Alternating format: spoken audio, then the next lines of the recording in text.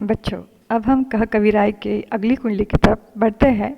तो अगली जो कुंडली है उसमें कहा है, बिना विचारे जो करे सो पाछे पछताए, काम बिगाड़ो आपनो जग में होत हसाए। जग में होत हसाए, चित्त में चैन न आवई, खान पान सन्मान, राग रंग मनही न भावई।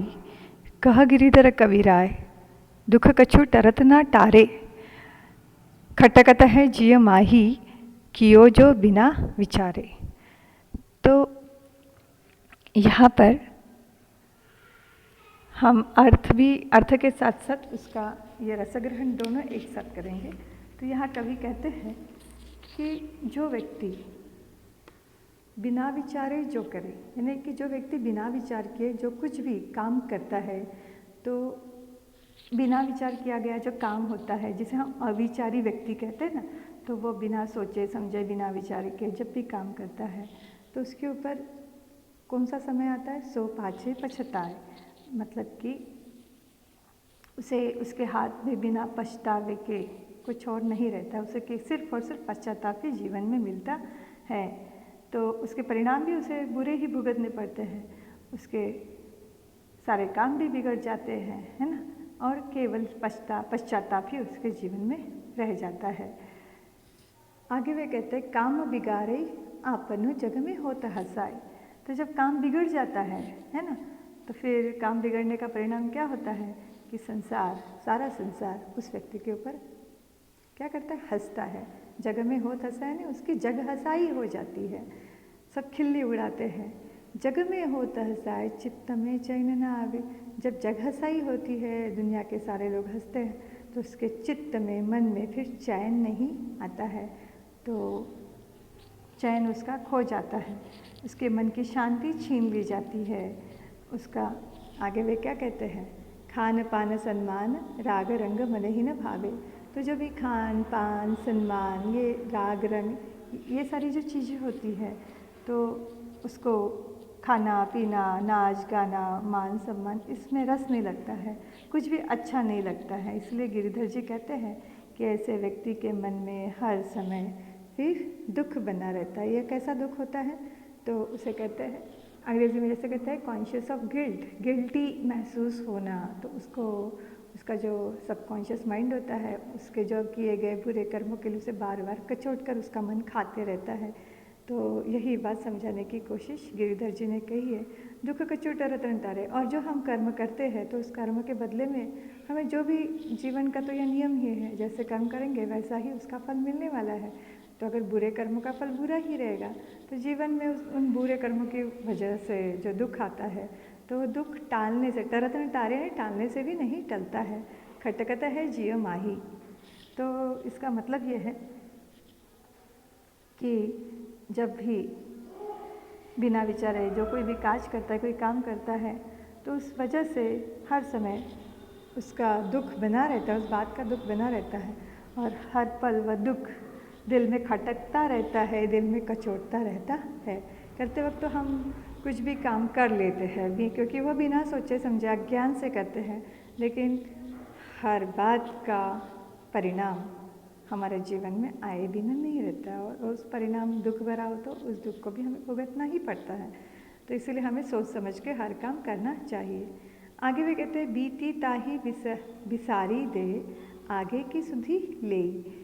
जो बनी आवई सहज में, ताही में चित देई। चित्त यानी ध्यान देना, देई यानी देना। ताही में चित देई, बात जोई बनी आवे। बात जो भी बन जाती है। दुर्जन हंसे न कोई। दुर्जन जो अच्छे, जो सज्जन नहीं होते हैं, उनको क्या कहते हैं, दुर्जन, बुरे लोग। दुर्जन हंसे न कोई, चित्त में खता न पावे।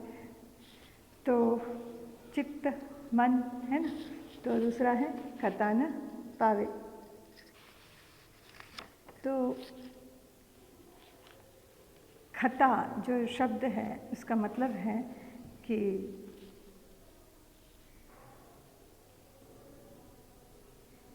मन में बुरा न लगना। तो चित्त का मतलब यह हृदय भी है, मन भी है, ठीक है। दुर्जन यानी दुष्ट व्यक्ति, और खता यानी परेशानी। तो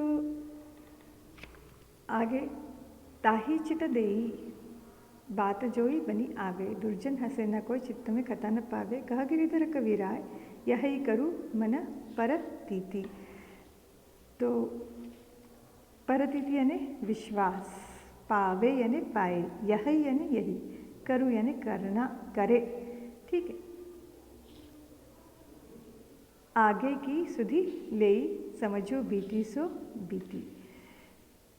तो समझो यानी समझिए, बीती यानी बीती सो यानी जो बीत गई सो बीत गई। ठीक है, तो इसका जो तात्पर्य है इन पंक्तियों के ज़रिए कवि क्या कहना चाह रहे हैं ये हम देखेंगे या समझने की चेष्टा करेंगे।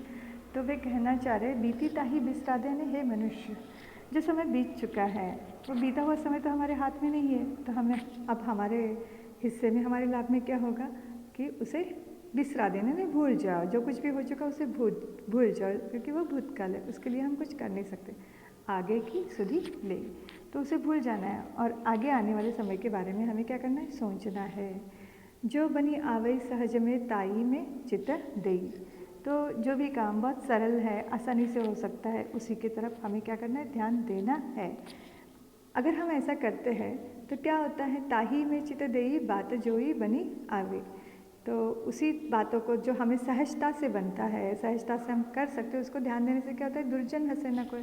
जो बुरे लोग होते हैं उनको क्या कहते हैं, दुर्जन, दुष्ट कहते हैं ना। तो ऐसा करने से दुष्ट लोगों को भी हमारे ऊपर हंसने का मौका नहीं मिलता है। और दूसरी बात, चित्त में खता न पावे। तो कुछ बात बिगड़ जाती, कुछ काम बिगड़ जाता तो हमारे मन में क्या हो जाता है, असंतोष हो जाता है। तो वह असंतोष भी हमारे मन में नहीं रहेगा। तो आगे वे कहते हैं, कह गिरिधर कबीराय यही करूँ मन परतीति, आगे की सुधि लेई, समझो बीती सो बीती। मतलब यह कि वे कह रहे हैं कि वही करो जिस पर मन को विश्वास हो, बीती बातों को बीता हुआ हमें मानना है और हमें फिर आने वाले कल के बारे में सोचना है। वास्तव में तो हमें वर्तमान काल में ही जीना है ना, हमें भूतकाल में बीती हुई बातों को सोचना है, ना आने वाले भविष्य की भी चिंता करना है, बल्कि वर्तमान में जो हम कर सकते हैं उस वर्तमान को देखकर ही हमें जीना है।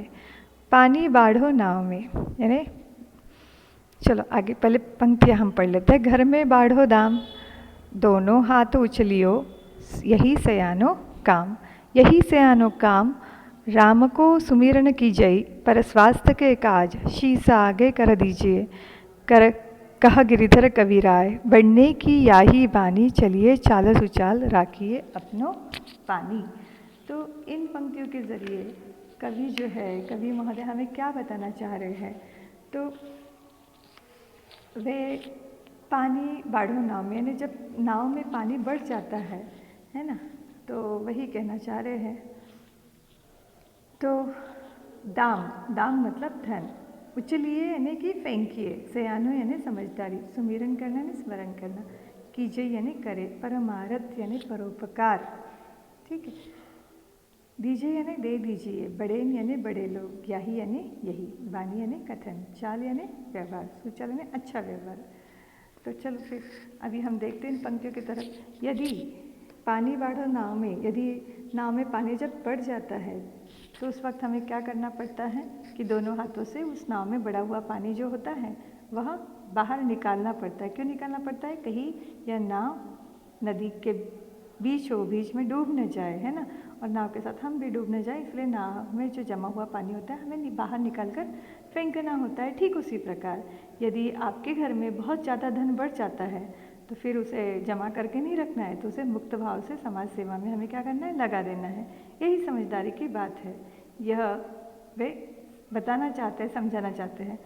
और अगर आवश्यकता हो तो परोपकार के लिए ईश्वर के नाम को लेकर, अगर हो सके, अगर संभव हो सके तो ईश्वर के नाम पर अपना सब कुछ समाज के लिए, समाज कल्याण के लिए हमें निछावर कर देना चाहिए। ऐसा वे कहना चाह रहे हैं कि वे कहते हैं कि बड़े लोगों का कहना है कि हमें अपना आचरण सदैव कैसा करना है, उचित रखना है ना।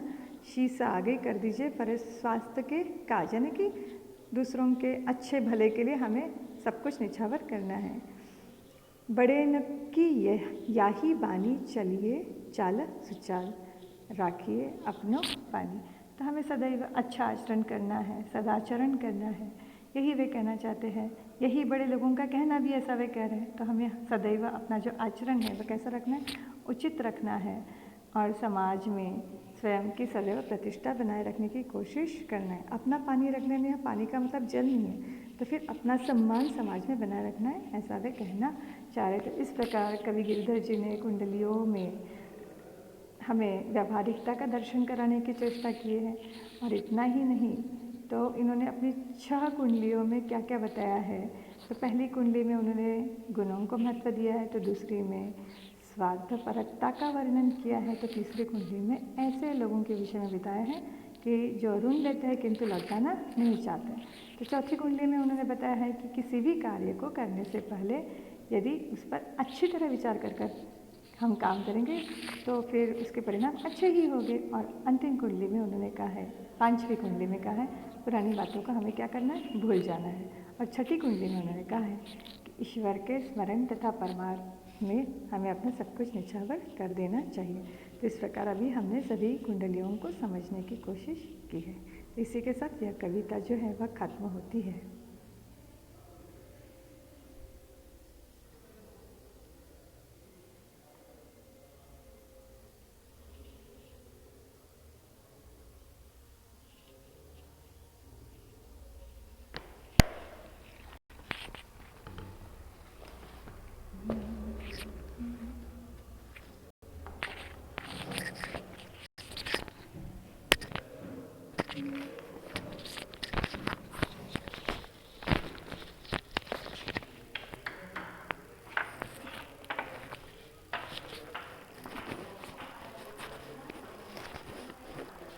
अलग चाह अरे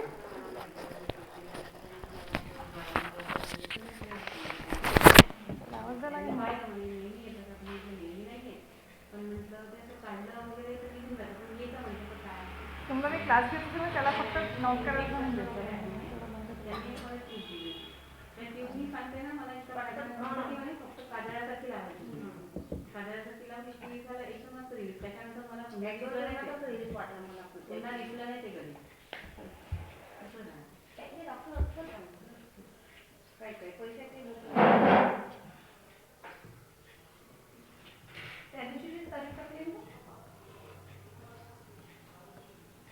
तारीख आज टाकली त्यांची, पण त्या दिवशी अक्षय